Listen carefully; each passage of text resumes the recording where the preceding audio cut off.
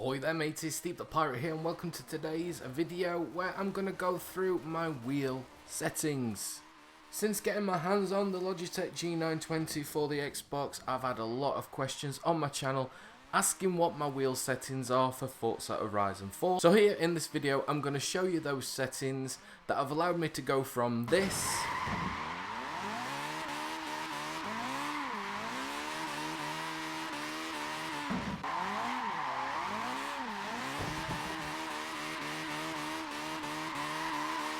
to this.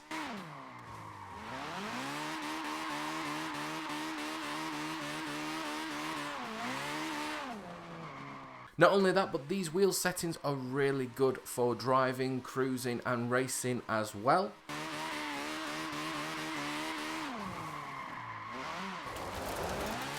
So for the wheel layout, I use default layout 3. This allows me to use the right shift paddle for the e-brake.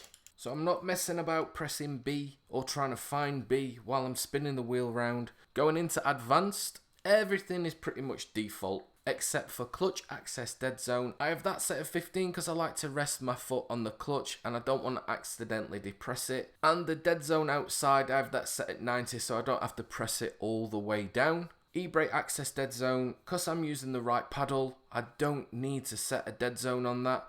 Dead zone outside, once again, I don't need to change anything on that because I'm using the right paddle. Vibration scale, I've set that at 5 because I want to feel something when I'm driving. I just wanted a little bit of a feeling. I didn't want too much, just a little bit. Force feedback scale, I've got that set to 45.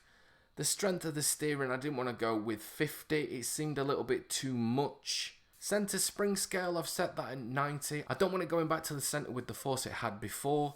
I think it was set at 100. 100 was a little bit too much, especially when you're trying to drift. Well, I'm trying to learn to drift, but I found 90, I found it a lot easier to control the car. Wheel damper scale, I've got that set at 60. Force feedback understeer 62. I'm playing around with this setting. 62 I think has nailed it for me. You may find this completely different, but 62 for me just seems to be the sweet spot. Same with the force feedback minimum force, a lot of playing around. I've set that at 30. You've probably seen some other videos where I've got it set 50, 65, etc. 30 for me just seems to be the sweet spot for me. And then a wheel rotation angle. For this, you're told to start at 540 and work up. I started at 540 and I found it a little bit too crap. I just didn't like the rotation. I worked from 540, got used to 540, and then I just kept stepping it up until I was used to it. I think 900 is a little bit too much. As I get used to 840, I may step it up to 870 and then hopefully in the future 900. But for me, 840. 840 works for me.